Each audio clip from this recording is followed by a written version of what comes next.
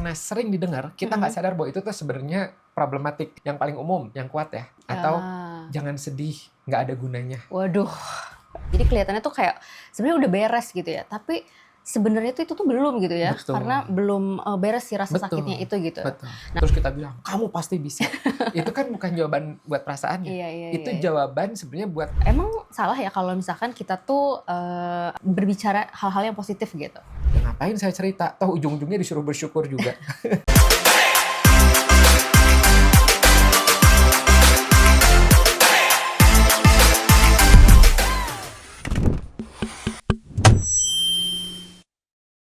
Halo teman-teman semua, selamat datang lagi di Grafocast, podcast yang ngobrolin psikologi, kepribadian, relasi, karir, dan grafologi dengan santai tapi tetap banyak insight-nya bareng aku Dania dan Afif. Nah, oke nih, sebelum kita mulai nih, aku mau tanya dulu nih, coba teman-teman semua atau Kang Afif mungkin ya nih, pernah nggak kamu lagi dalam kondisi benar-benar nggak baik-baik aja? Mungkin habis putus gitu ya, kena masalah kerjaan atau mungkin kehilangan sesuatu yang penting banget gitu buat teman-teman semua gitu ya. Nah terus kamu coba cerita ke teman atau orang terdekat dan jawabannya adalah sabar, pasti ada hikmahnya. Atau yang penting ya udah kamu tetap positif aja. Nah coba teman-teman ada yang pernah ngalamin itu nggak? Sebenarnya bukannya lega, kamu malah makin ngerasa sendirian gitu Kang Afif. Pernah. Dan Pernah, itu yang kan? mau kita bahas hari ini ya gitu. Ini Betul. baik banget. Jadi karena kalimat-kalimat itu mungkin kedengarannya baik, niatnya baik, ya kan gitu. Tenang, pasti ada hikmahnya. Tapi efeknya ternyata jauh dari apa yang kita kira. Bener banget nih Kang Afif ya. Jadi dan itulah yang bikin topik ini tuh penting banget nih. Karena kita pasti semua tuh pernah ngomong kalimat kayak gitu. Dan kita semua juga pernah jadi yang nerima kalimat tadi kayak gitu ya. Betul. Nah di episode ini kita bakal bahas apa itu toxic positivity, kenapa dampaknya bisa nyata ke kesehatan mental, dan yang paling penting yaitu adalah gimana cara hadir buat orang yang lagi susah dengan cara yang benar. Jadi habis dengar ini kamu mungkin bakal mikir ulang nih kalimat-kalimat yang mungkin selama ini kamu anggap itu tuh sebenarnya menyemangati gitu. Jadi tetap di Grafocast. Nah oke Kang, kita mulai dari dasarnya dulu nih. Toxic positivity itu sebenarnya apa sih gitu? Karena kan kadang nih ya, orang tuh masih bingung gitu. Emang salah ya kalau misalkan kita tuh berbicara hal-hal yang positif gitu? Iya, betul banget. Nah, ini penting banget buat dilurusin. Toxic positivity itu bukan soal jadi orang yang positif. Positif itu bagus ya teman-teman, itu sehat. Cuman yang jadi masalah adalah ketika kita ya atau orang lain memaksa emosi negatif untuk langsung disembunyikan, diabaikan, atau dianggap nggak perlu ada. Jadi bukan positifnya yang salah, tapi cara kita memperlakukan emosi yang lagi muncul itu. Jadi sebenarnya bedanya itu bukan soal boleh atau enggaknya positif gitu ya, tapi soal apakah kita ngasih ruang dulu untuk apa yang dirasakan kayak gitu ya. Betul, tepat sekali. Jadi kalau kita bicara optimisme yang sehat itu prosesnya tuh biasanya gini, misalnya ada yang curhat gitu ya. Nah, ketika kita hadir di situ, pertama kita akui dulu rasa sakitnya. Namanya itu validasi dulu. Iya, benar. Baru pelan-pelan cari jalan keluarnya. Toxic positivity itu men-skip bagian pertama tadi, memvalidasinya, langsung lompat, tenang, pasti ada hikmahnya. Padahal orangnya masih berada di tengah-tengah rasa sakitnya itu, belum siap untuk hikmah apapun. Gitu.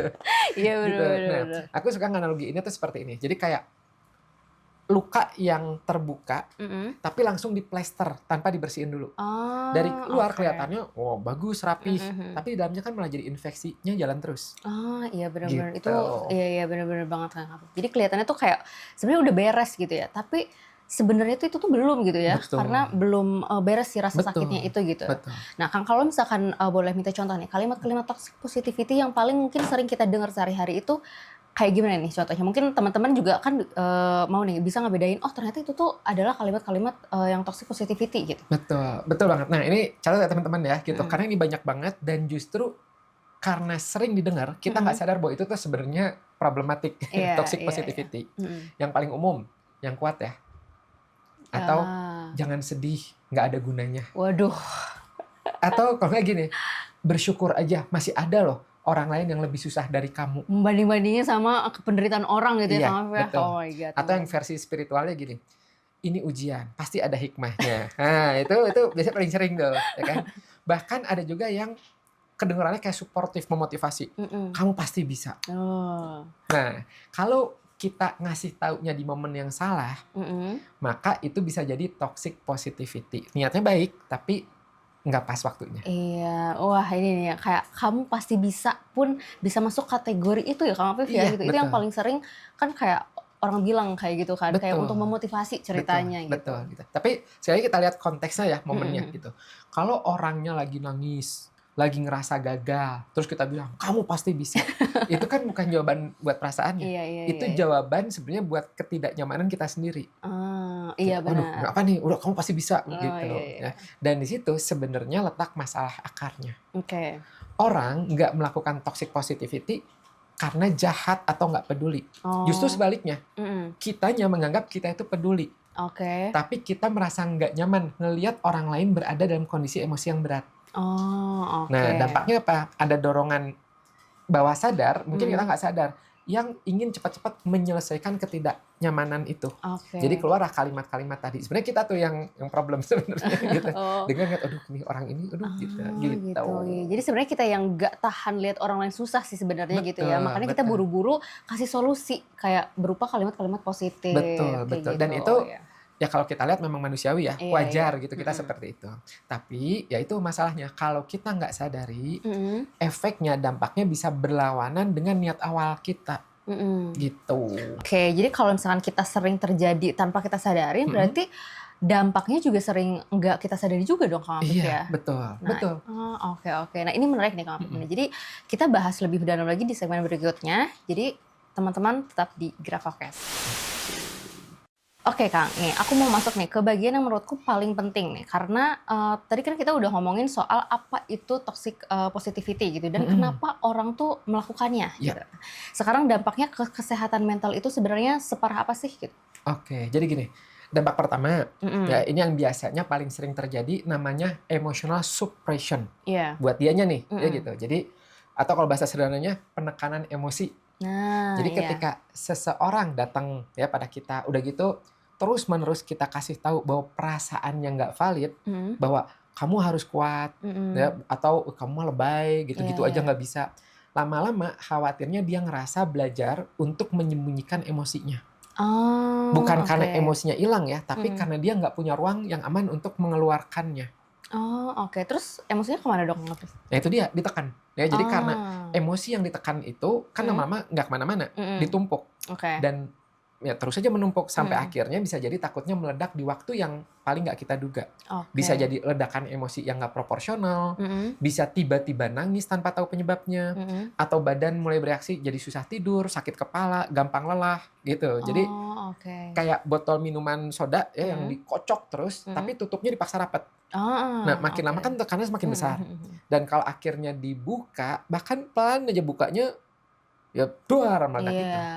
Iya. Itu pernah ngalamin juga gitu. Ngerasa baik-baik aja, terus selama berhari-hari, kok tiba-tiba nangis gitu ya, gara-gara hal kecil yang sebenarnya nggak ada hubungannya gitu Kang Afif ya. Betul. Dan itu bukan lebay, ya kan gitu. Itu wajar. Jadi kalau botol yang tadi ya gitu, dan akhirnya nggak kuat nahan gitu. Dampak kedua, dan ini yang menurut aku ini ya secara psikologis bisa merusak dalam jangka panjang. Orang jadi nggak mau curhat lagi. Dianya nggak mau curhat lagi. Karena setiap kali dia itu coba terbuka, yang dia dapetin respon kayak dihakimi atau nggak dimengerti. Lama-lama dia berpikir, ya ngapain saya cerita? Toh ujung-ujungnya disuruh bersyukur juga. Akhirnya dia simpan sendiri, makin terisolasi, makin merasa sendirian. Padahal sebenarnya dia dikelilingin sama banyak orang. Ini bikin sedih banget sih Kang Afif ya. Justru orang yang paling butuh didengar, akhirnya malah jadi diam gitu ya. Karena mungkin ketika cerita malah tidak tervalidasi perasaannya. Betul. Dan ada juga nih dampak ketiga yang langsung nyerang ke relasinya. Yaitu kepercayaannya dia mulai runtuh. Coba ya bayangin, kalau misalnya setiap kali curhat ke seseorang dan responnya selalu di-bypass dengan kalimat positif. Karena lama-kelamaan bisa jadi ngerasa cuman, ya percuma ngomong ke dia gitu. Tapi sekali lagi, bukan karena dia jahat, tapi karena kita nggak ngerasa benar-benar didengar. Dan relasi yang kehilangan rasa aman untuk jujur, itu relasi yang pelan-pelan itu jadinya mengering. Oke. Nah, aku mau nanya sesuatu yang Kang Afif ya. Mungkin banyak teman-teman juga nih penasaran ya gitu ya. Nah, ini tuh bisa sampai level yang lebih serius nggak Kang Afif? Maksudnya sampai ke depresi atau anxiety gitu. Orang yang mungkin yang curhat tapi kayak ngerasa dapat toxic positivity itu gitu. Bisa gitu, dan ini bukan lebay ya, bukan melebih-lebihkan gitu. Memang ada penelitian yang nunjukin bahwa emosi yang terus-menerus ditekan itu bisa memperparah gejala kecemasan dan depresi. Bukan karena emosinya yang berbahaya, tapi karena emosinya itu nggak pernah diproses sehingga mengganggu sistem kerja otak dan tubuh secara nyata, psikologis nantinya. Nah, otak kita itu kan butuh memproses pengalaman emosional ya, jadi bukan hanya dipendem, dikunci, disembunyikan gitu. Makanya orang yang kelihatannya selalu kuat di luar, biasanya nih ya gitu, seringkali justru yang paling rentan di dalam. Waduh, dan ini penting banget ya Kang Afif ya. Jadi terlihat baik-baik aja, tapi bukan selalu tanda bahwa orang itu emang baik-baik aja gitu ya Kang Afif ya. Betul, malah seringkali ya sebaliknya. Oke, nah kalau misalkan aku rangkum nih ya, toxic positivity ini berarti dampaknya tuh jadi berlapis gitu ya Kang Afif ya. Jadi emosinya tuh numpuk dan meledak, orangnya juga mungkin jadinya nutup diri gitu ya Kang Afif ya. Nah terus relasi juga jadinya renggang. Dan mungkin juga kalau misalkan dibiarin terus bisa memperparah kondisi mental yang lebih serius gitu ya Kang Afif ya. Nah ini bukan soal kayak dramatis gitu ya, ini soal juga kebutuhan dasar manusia untuk diakui gitu, didengar kayak gitu ya Kang Afif ya. Betul. Nah nah tapi Kang Afif nih ada pertanyaannya sekarang nih ya.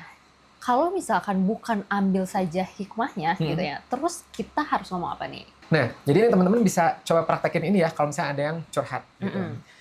Nah, yang pertama ini yang sederhana, tapi dampaknya besar, yaitu validasi dulu.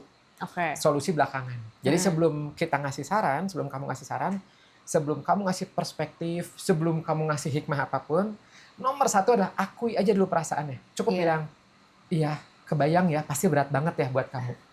Itu memvalidasi. Atau kalau nggak, wajar sih kalau kamu ngerasa kayak gitu. Itu aja. 2 kalimat itu jauh lebih kuat daripada 1 paragraf nasihat atau solusi. Validasi. Iya benar-benar. Karena sebenarnya orang kan butuh ngerasa didengar dulu gitu ya Kang Afif, sebelum mau didengar apapun dari kita gitu ya. Betul banget ya. Dan selama orang itu masih ngerasa emosinya belum diakui, maka nasihat apapun yang kita kasih biasanya nggak masuk. Masuk telinga kanan, keluar telinga kiri gitu.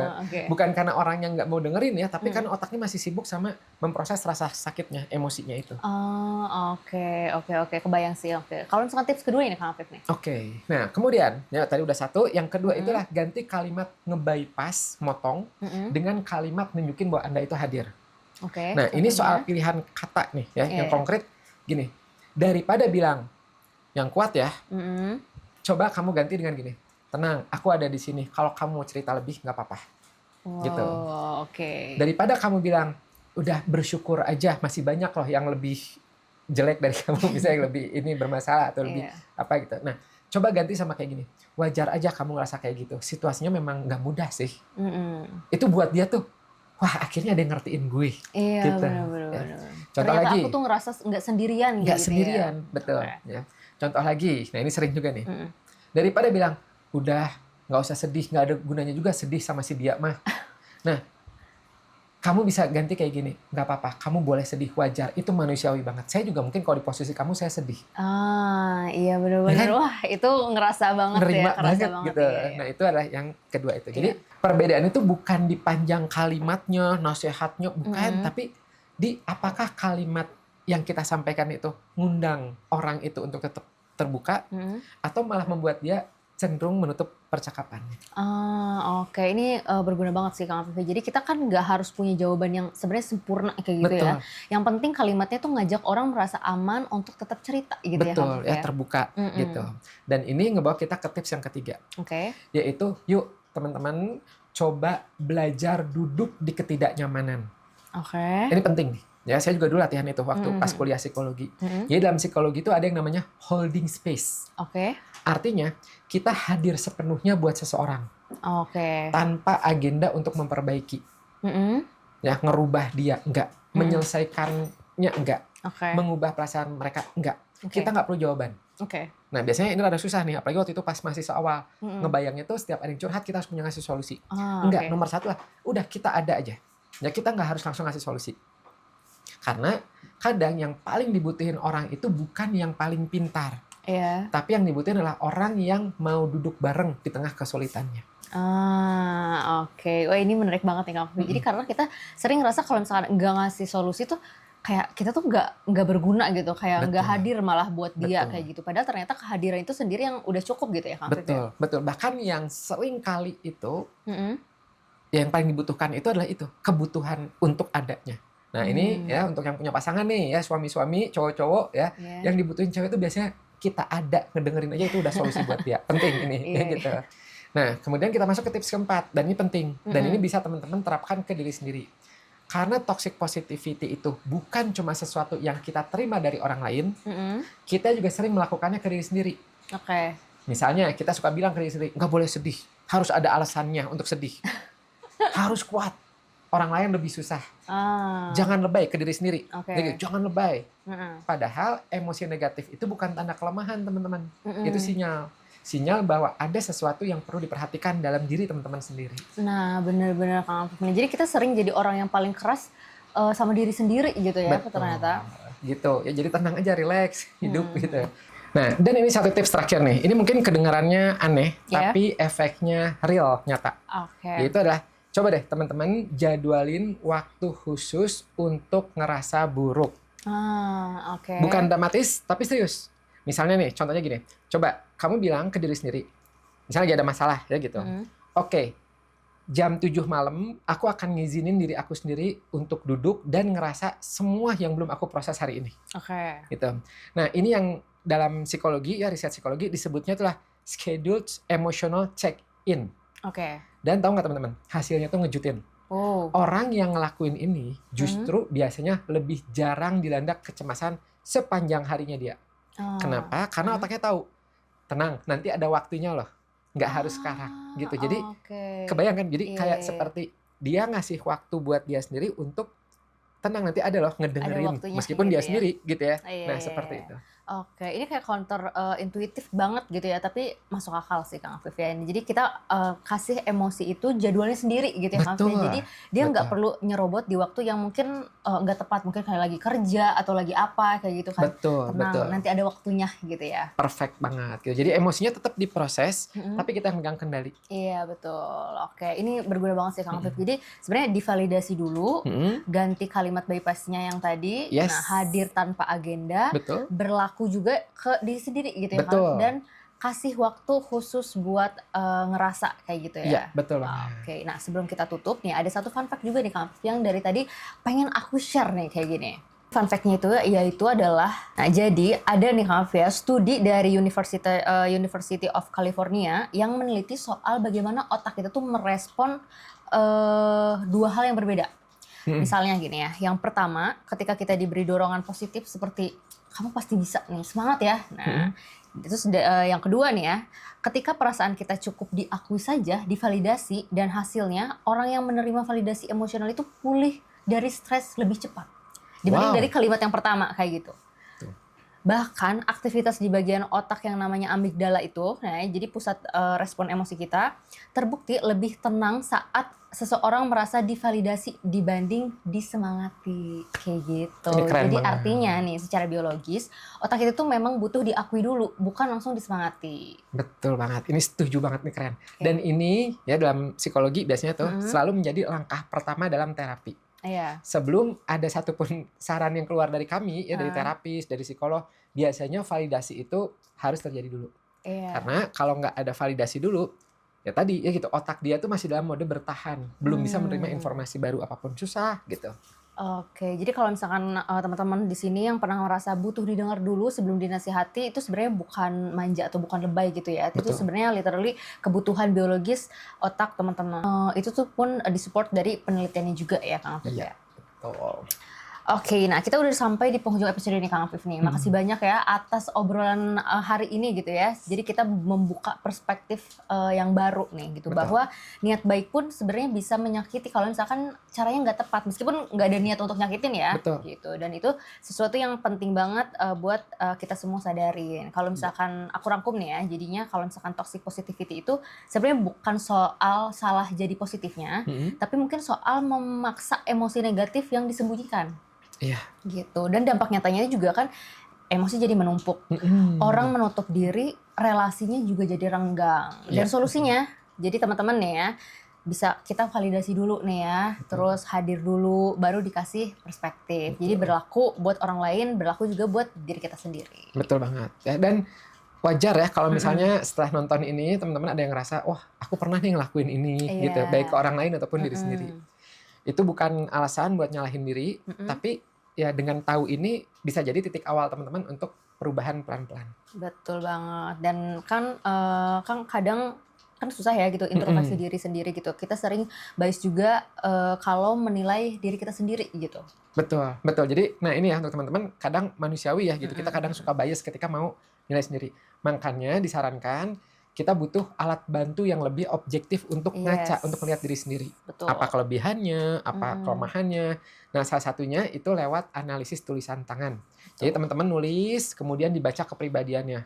Itu kelihatan tuh, ya karakternya, cara ngerespon tekanan, cara pola bagaimana pola emosi gitu yang mungkin selama ini bisa jadi nggak kita sadarin. Iya benar-benar. Jadi buat teman-teman nih yang mau penasaran banget gitu ya, sebenarnya aku tuh seperti apa sih gitu ya, dan menggambarkan seperti apa, mulainya dari mana Kang? Iya, nah kalau teman-teman mau belajar, kalau saya tulisannya apa sih artinya ya, nah itu bisa ke grafologiindonesia.com. Di situ ada materinya gratis, ya, jadi grafologiindonesia.com gratis, gampang tuh ya. Atau kalau misalnya teman-teman ada yang mau dicek, saya tuh gimana sih kepribadiannya, ya apa kelebihannya, potensinya, hambatannya, apa yang perlu dikembangkan, itu bisa juga di grafologiindonesia.com tes strip grafologi. Oke, ini linknya udah aku taruh di deskripsi jadi teman-teman bisa cek aja. Oke, terima kasih teman-teman semua yang udah dengerin sampai akhir. Semoga episode ini juga bermanfaat. Jangan lupa untuk like, share ke orang yang kamu sayang, dan subscribe supaya nggak ketinggalan episode Grafocast berikutnya. Sampai jumpa.